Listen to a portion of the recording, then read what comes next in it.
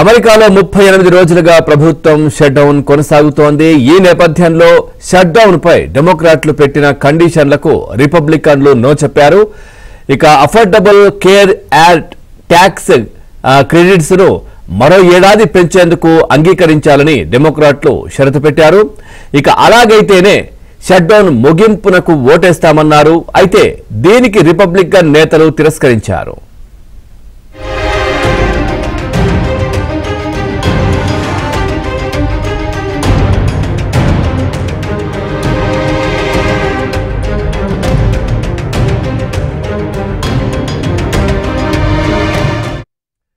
Shut down కారణంగా అమెరికాలో ఉద్యోగులు, ప్రజలు తీవ్ర ఇబ్బందులు ఎదుర్కొంటున్నారు. ఫెడరల్ ఏజెన్సీలు, ఆదాయపు చెల్లింపులు, వెటరన్స్ అఫైర్స్ వంటి సేవలు ఆగిపోయాయి.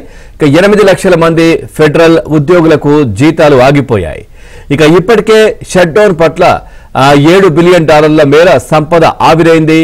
ఎయిర్పోర్టులలో సెక్యూరిటీ స్టాఫ్ తగ్గడంతో విమానాలు రద్దవుతున్నాయి. ఇక హాస్పిటల్స్ లో మందుల సరఫరా ఆగిపోయింది.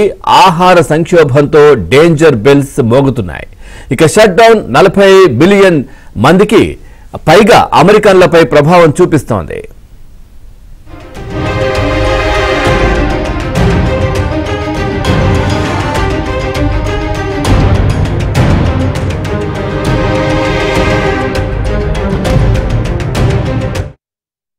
అమెరికాలో 38 రోజులుగా ప్రభుత్వం షట్ డౌన్ కొనసాగుతోంది. ఈ నేపథ్యంలో షట్ డౌన్ పై డెమోక్రాట్లు పెట్టిన కండిషన్లకు రిపబ్లికన్ నో చెప్పారు.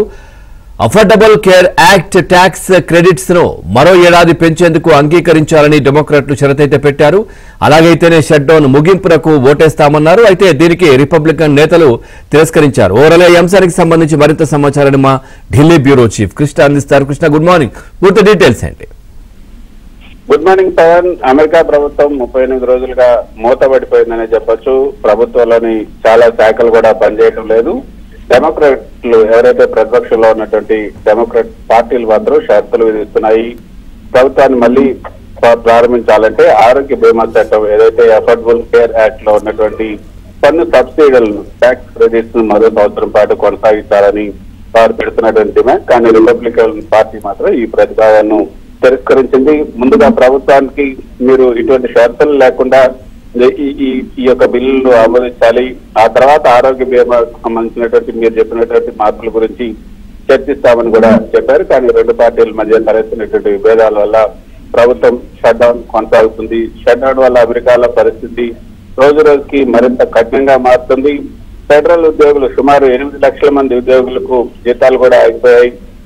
పన్ను శాఖ ఏదైతే ఉందో ఆ పన్ను శాఖలో కూడా సేవలు నిలిచిపోయాయి. వెటరన్స్ వ్యవహారాల శాఖ, ప్రభుత్వ ఆరోగ్య కేంద్రాలు, సామాజిక సేవా కేంద్రాలు ఇవన్నీ కూడా దాదాపు నిలిచిపోయాయి.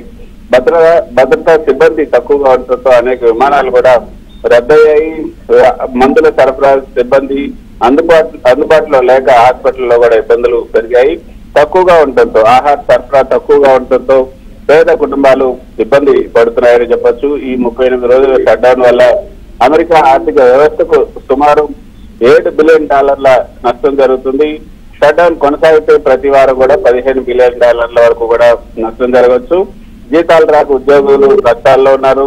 బీమా, రేషన్, ఔషధాల లభ్యత తగ్గిపోవడంతో దాదాపు 4 కోట్ల మంది అమెరికన్లు ఈ ప్రభావానికి లోనవుతున్నారు. 10 నగరాల్లో ప్రజలు నిరసనలకు కూడా దిగుతున్నారు. అయితే ప్రస్తుతం సెనెట్ లో చర్చలు అయితే కొనసాగుతున్నాయి. రిపబ్లికన్లు తాత్కాలికంగా ఈ యొక్క షట్ డౌన్ కి ముగింపు పలకాలని సూచిస్తున్నారు. డెమోక్రాట్లు మాత్రం ఆరోగ్య బీమా చట్టం పొడిగింపు లేదా పొడిగింపు లేకపోతే మాత్రం ఒప్పుకోమని కూడా వాళ్ళు చెప్తున్నారు. నిజానికి పవన్, ఈ షట్ డౌన్ అనేది ప్రభుత్వ కార్యకలాపాలు తాత్కాలికంగా ఆగిపోవడం, ఇది ప్రభుత్వానికి కొత్త బడ్జెట్ ఆమోదం లేకపోవడం వల్ల జరుగుతుంటుంది. సాధారణంగా ప్రతి సంవత్సరం కూడా అమెరికా కాంగ్రెస్ అంటే వారి పార్లమెంట్ ఈ కొత్త ఖర్చుల చట్టాన్ని, ఈ కొత్త ఖర్చుల బడ్జెట్ ని ఆమోదించాలి. ఆ బడ్జెట్ కనుక ఆమోదం లేకపోతే ప్రభుత్వానికి డబ్బు అందదు. దాంతో ఫెడరల్ శాఖలు, సంస్థలు కూడా పని చేయలేవు. సో డబ్బులు లేకపోవడంతో కొన్ని సేవలు అయితే ఆగిపోతాయి.